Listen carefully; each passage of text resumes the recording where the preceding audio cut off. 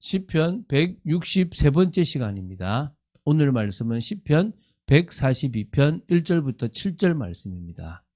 5절, 6절, 2절 말씀을 합독하고 시편 142편 전체 좀 짧지만 그 말씀을 보도록 하겠습니다. 그러면 시편 142편 5절, 6절 말씀을 이 시간 한 목소리로 합독하도록 하겠습니다.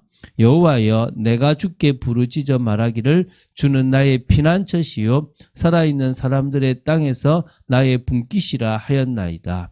나의 부르짖음을 들으소서. 나는 심히 비천하나이다.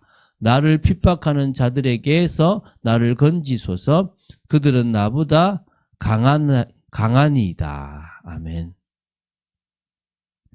다윗을 표제로 하는 8편의 시가 지금 시편 138편부터 145편 가운데 있습니다. 그걸 지금 계속 이어서 보고 있습니다. 그 중에서 오늘은 142편으로서요.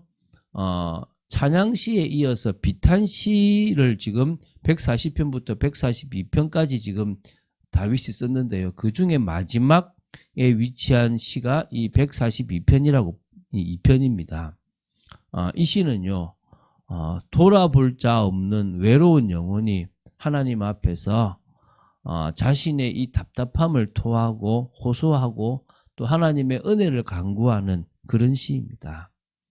이 세 편의 이 비탄시가 거의 비슷한 시기에 또 비슷한 배경 속에서 지어졌다라고 이렇게 다 봅니다. 그 중에 이제 이 시의 저작 배경이 이렇게 분명히 드러나요. 그래서 세 편의 시가 다 비슷하지 않겠나라고 보는데요. 이 저작 배경이 이 표제에 드러나요. 다윗이 굴에 있을 때라는 그런 표제어가 있어요. 그러니까 사울의 박해를 받아서 도피하던 때를 말하는 것입니다.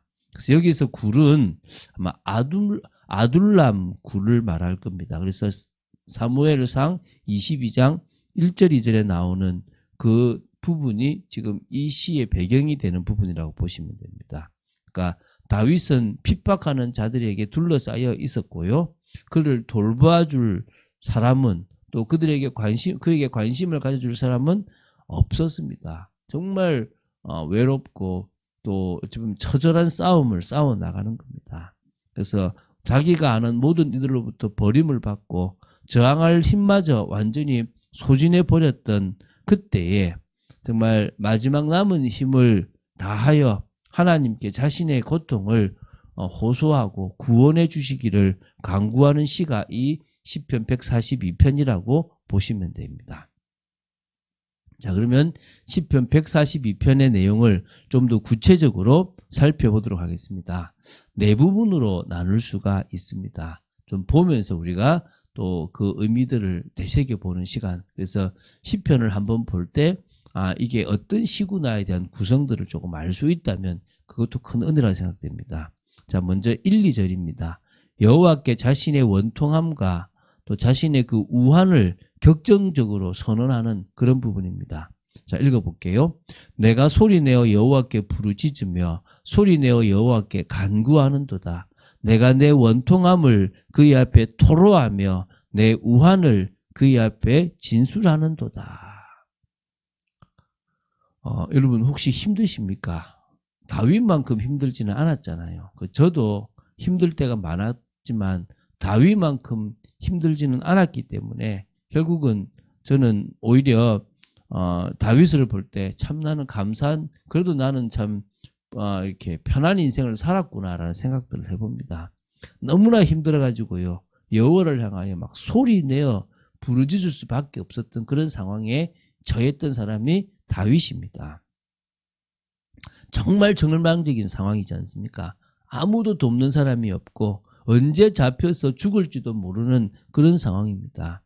이때 하나님의 사람은 진짜 간절히 여호와 하나님께만 부르짖게 됩니다. 소리내어 여호와께 간구하게 되는 겁니다. 이거는 막연하게 하나님 구해달라 이게 아닙니다.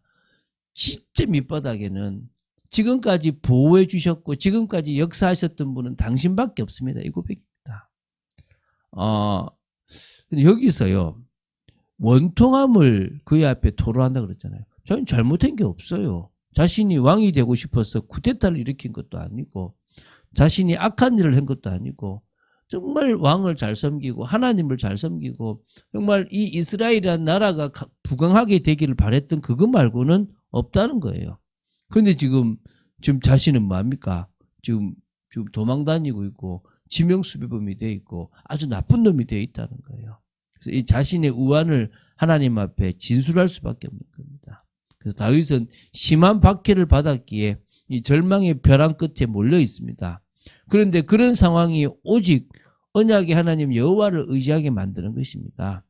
자신이 나름대로 믿었던 사람들은 다 떠나갔고 도와줄 수도 없지만 저 절망적인 상황 속에서도 여호와 하나님께서는 때를 따라 지키시고 지혜를 주시고 사람을 붙여주시고 역사하시는 겁니다. 그것을 체험하고 오직 하나님의 신앙을 회복하는 더 단단히 다지는 그런 시간이 되었다고 보시면 되겠죠. 그래서요, 여러분 잘 나가는 것보다 힘들 때 더 믿음이 자라고 갱신하고 더 뿌리를 내릴 수 있다는 사실을 기억하고 지금 여러분이 어려움 당하고 있다. 하나님이 나를 뿌리 내리고 있다 생각하시고요. 더 하나님 앞에 믿음으로 서고 혹시 나도 모르는 내 속에 정말 동기나 여러 가지를 추구하는 게 있다면 벗어버리는 여러분 되시기 바랍니다.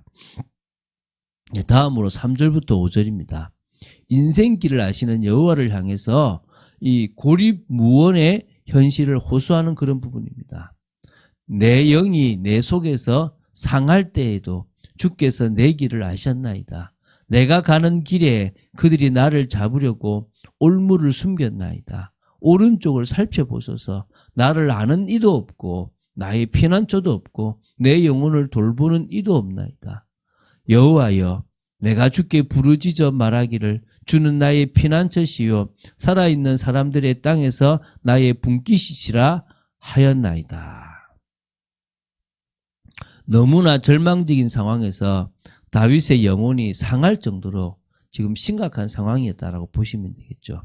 그때 주님은 다윗이 가야 할 길을 아시고 다윗의 길을 인도하시는 분이십니다. 다윗이 지금 그런 절망적인 상황이지만 여호와 하나님이 내가 어디로 가야 되고 무엇을 위해 살아야 될지를 알고 있다라는 사실은 그의 신앙이 올바르다는 거예요. 여러분은 무엇을 위해서 달려갑니까? 하나님의 뜻을 위해서 달려갈 수 있다면 여러분은 가장 복된 사람인 겁니다. 다윗이 가는 길에 원수들은요, 올무를 숨겨놓고 다 기다리고 있었던 것입니다. 자신을 아는 사람도 없고 자신에게 피난처도 없었습니다. 자신의 영혼을 돌보아주는 이도 없었다는 것입니다. 그러나 결국 자신을 지켜주시고 보호해 주시는 분은 오직 여호와 하나님뿐이기 때문에 이 5절에 고백합니다. 주는 나의 피난처시고 살아있는 사람들의 땅에서 나의 분깃이라. 사람들이 다 빼앗아 가서 자신은 빈털터리 같지만 결국 자신을 채우시고 값진 유산이 되어주시는 분이 하나님뿐이라는 거예요. 결국 자신이 부해질 수 있는 것도 여호와 하나님이 그렇게 해주실 거라고 믿었다는 거예요. 자, 이제 세 번째입니다. 6절부터 7절 앞부분까지입니다. 비천하고 유약하기만 한 다윗의 영혼을 구원해 주실 것을 간구하는 그런 기도입니다. 자, 읽어볼게요. 나의 부르짖음을 들으소서. 나는 심히 비천하나이다. 나를 핍박하는 자들에게서 나를 건지소서. 그들은 나보다 강하니이다. 내 영혼을 옥에서 이끌어내사 주의 이름을 감사하게 하소서. 지금요, 결국 다시 자신을 회복시켜 주시고 자신을 또 구원해 주셔서 가장 중요한 자리에 세워주실 분은 여호와 하나님밖에 없기 때문에 지금 소진한 상태에서도 마지막 힘을 다하여 여호와께 메어 달리는 그런 모습입니다. 아주 비장한 어조 아닙니까? 나의 부르짖음을 들으소서. 나는 심히 비천하나이다. 나는 완전 절망 속에 있습니다. 나를 핍박하는 자들에게서 나를 건져주소서. 그들이 나보다 강하고 나는 아무 힘이 없습니다. 내 영혼을 저 감옥에 있는 것 같이 지금 갇혀있는 상황인 만큼 그곳에서 끌어내 주시고 주의 이름을 감사하는 영광된 삶을 살게 해달라고 합니다. 이제 마지막으로 7절, 그 7절 하반절이죠. 하나님께서 기도대로 이제 응답해 주시고 후대해 주실 것과 그래서 의인의 무리에 다시 합류하게 될 거라는 확신을 고백합니다. 자, 주께서 나에게 갚아 주시리니 의인들이 나를 두르리이다. 주님이 갚아 주신다. 주님이 역사해. 여러분, 우리가 원수 갚을 필요가 없습니다. 누가 원수 갚습니까? 주님이 대신 갚아 주세요.